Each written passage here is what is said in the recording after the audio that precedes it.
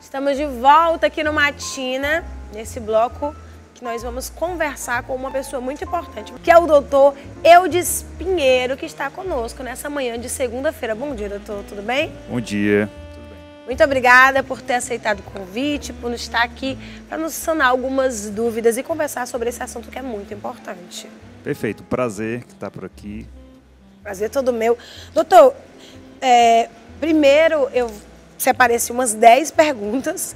Então, a primeira que eu queria fazer para o senhor é: o que é a próstata e qual é a sua função? Perfeito. Bom, a próstata ela é um órgão, né, do tamanho mais ou menos de uma maçã pequena, localizada acima do reto e à frente da bexiga. E a próstata ela é responsável por produzir um líquido que vai se juntar aos espermatozoides e que é eliminado durante a ejaculação, durante o orgasmo masculino, e vai exatamente fecundar lá o óvulo para gerar um embrião. Sim. Né? Então a função da próstata é produzir um líquido que vai se juntar ao espermatozoide para gerar o sêmen, que é eliminado durante o orgasmo masculino. E, sério, vocês estão sabendo pela primeira vez, eu também. Eu não fazia ideia de que essa era a função da próstata. Outra pergunta. Antes de ir para a próxima pergunta, eu falei aqui do cancro. Explica a galera de casa o que é o cancro, na verdade. Bom, eu estava aqui observando a Tatiana que fazia as gravações anteriores, e na hora que ela foi ler lá o vídeo, ela falou na palavra cancro. E eu disse: Tatiana, vamos esclarecer para os nossos telespectadores o que é cancro e o que é câncer.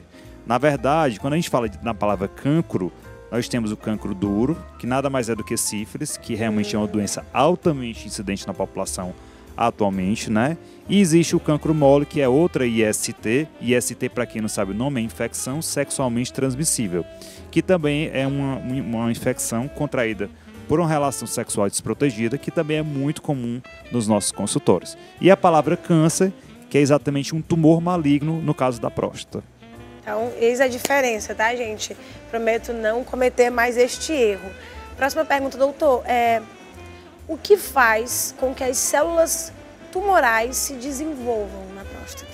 Perfeito. Na verdade, é uma série de danos que pode acontecer no nosso DNA.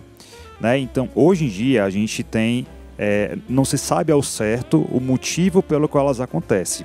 A gente sabe, por exemplo, que pessoas que têm histórico de câncer de próstata na família, a gente tem que essas células elas crescem de uma maneira acelerada, mas assim, a gente tem vários fatores que podem contribuir.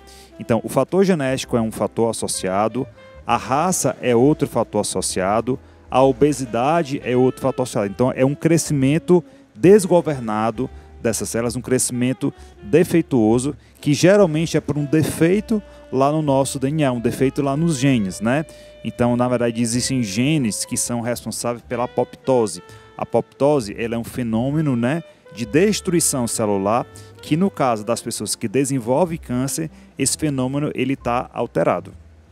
Então, quer dizer que dentro desses vários fatores citados aí pelo senhor, a questão da obesidade, ela pode vir a ser um desses fatores de câncer de próstata. Com certeza. Na verdade, é como eu falei, hoje os fatores fechados, o principal fator associado ao câncer de próstata é o histórico de câncer de próstata na família. Ou seja, se você tem um pai, um tio ou um irmão que teve câncer de próstata, você está em risco de ter mais câncer do que da população. Esses outros fatores, como a raça negra, a gente sabe que a raça negra tem mais câncer de próstata do que a raça branca, e agora, mais recentemente, a obesidade, né? Se não bastasse já a obesidade trazendo a maior chance de infartar, a maior chance de ter um derrame, de ter um acidente vascular cerebral, agora também no desenvolvimento de alguns tipos de cânceres, como é o caso do câncer de próstata. Eita, gente. E doutor, dentro dessas informações, que eu não sei se eu não procuro o suficiente, mas eu não vejo tanto esclarecimento assim normalmente nas grandes redes, na internet, de uma forma ativa. Se você for procurar, a gente encontra. Mas como identificar, né, as pessoas que estão em casa, como identificar, e existem sintomas? Perfeito, Tatiana.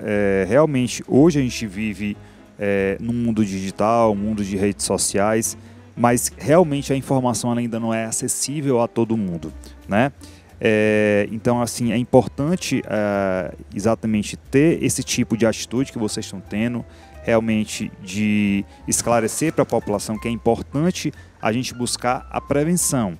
Por quê? Porque o câncer de próstata em fases iniciais ele não dá sintomas. Exatamente porque você imagina a próstata funcionando como uma tangerina. Então a casca da tangerina é onde a gente tem realmente o câncer. E para que essa casca, né, possa, na verdade, o tumor possa evoluir até a parte interna da tangerina, né, isso demora muito e aí só em fases avançadas que o câncer de próstata vai dar sintomas. Por isso que é importante trabalhar com prevenção. A prevenção ela é realizada através do toque retal, que é um exame... Aí é que entra a importância do toque retal, né? Isso, que é um exame muito simples, aí, em torno de 20, 30 segundos, onde o urologista ele vai palpar nódulos na próstata, juntamente com a coleta de um exame de sangue, que é o PSA, e a partir disso ele vai poder suspeitar que aquele paciente tenha câncer de próstata. Na verdade, a confirmação do câncer de próstata ela é realizada por ressonância magnética, em alguns casos, mas também, principalmente, pela biópsia de próstata, onde eu retiro um pedacinho lá da próstata, né, por meio do ultrassom, e aí eu vou ter o diagnóstico e vou instituir o tratamento adequado. Bem importante, vocês estão vendo aí como que é importante prevenir, realmente não esperar sentir desconforto, porque acredito, o doutor acabou de falar, que quando você sente esse desconforto é porque já está no estado mais avançado da doença, né, doutor? E quando é que se deve, com que idade se deve começar a fazer esta avaliação? Perfeito. Na verdade, como eu falei para vocês, o câncer de próstata nas pessoas que têm histórico de câncer de próstata na família, ou seja, pai, tio, avô, devem procurar mais cedo, aos 45 anos, uma vez por ano. E nas pessoas que não têm esse histórico de câncer de próstata, começam aos 50 anos. Lembrar também que na população obesa e na população negra, essa procura ela deve ocorrer mais cedo. Mais cedo ainda, a partir né, dos 45 anos. E lembrar que a procura deve acontecer uma vez por ano, independente da sintomatologia.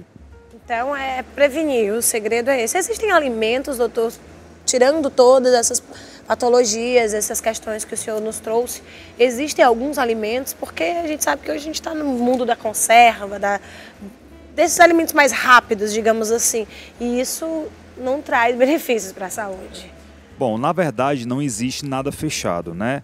Antigamente falava-se na questão do licopeno. O licopeno ele é muito frequente lá no tomate, né?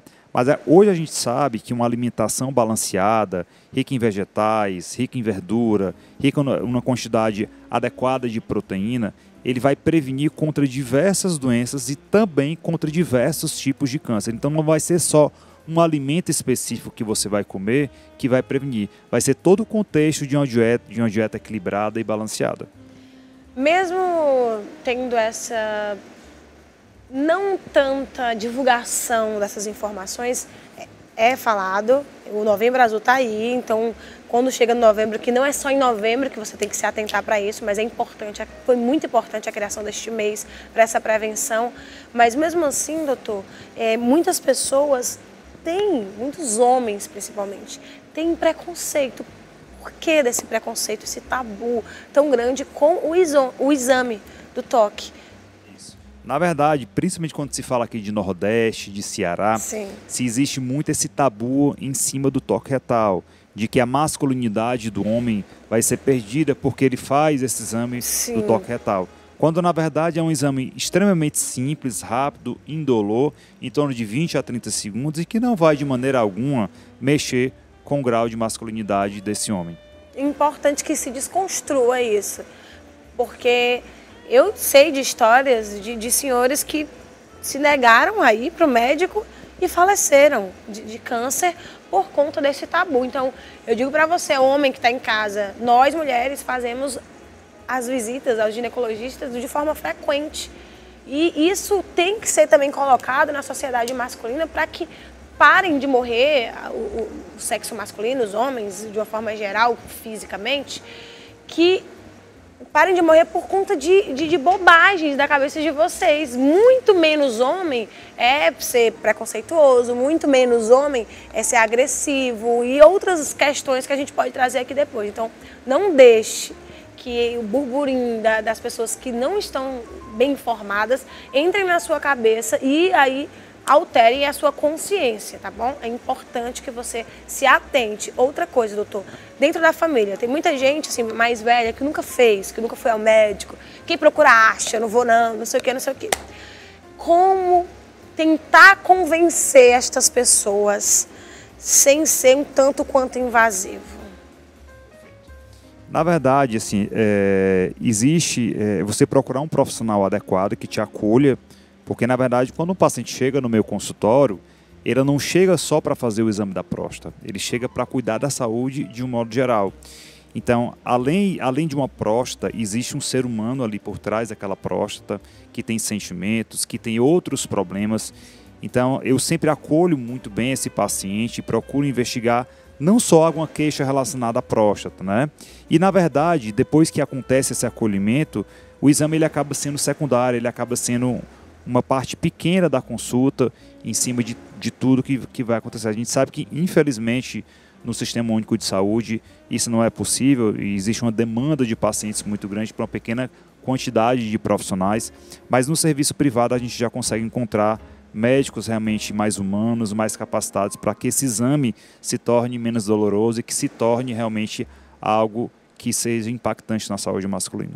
E que o toque seja uma parte de um processo, como o senhor mesmo está falando, que não seja sobre chegar no consultório e fazer o exame do toque, ter toda uma conversa e ter toda aí um abraço com as situações, porque eu já ouvi muita história, sim, muitas histórias de homens que eles choravam para não ir, ficavam com raiva, brigavam com a família e eu fico, meu Deus. Porque na verdade assim, aqui principalmente no Nordeste, Ceará, existe muito culto a esse negócio do macho, né? Então do assim, hétero. Quando você chega lá no consultório do médico e a pessoa mal não conversa, bora, deita ali, vamos fazer o toque e acabou-se. Isso é assustador. Então isso assusta realmente as pessoas, né? Mas assim, o que eu quero falar é que sim, existem médicos que são mais humanos, que conversam, sim. Obviamente você não encontra realmente isso nos é difícil você encontrar exatamente pela nossa demanda. Então você tem uma infinidade de pacientes para atender, mas no serviço privado a gente já consegue encontrar isso de uma maneira mais fácil. Me fizeram uma pergunta aqui na produção, como que você deve proceder quando aparece algum tipo de caroço, depois some, aparece, depois some. No caso da próstata, quando existe caroço, existe nódulos, geralmente é obrigatório a gente fazer a biópsia. A biópsia é uma espécie de ultrassom, onde se introduz um probe, né, por via retal, e são retirados fragmentos da próstata e mandados analisar no laboratório. E aí, a partir dessa análise, que a gente tem um diagnóstico do câncer de próstata.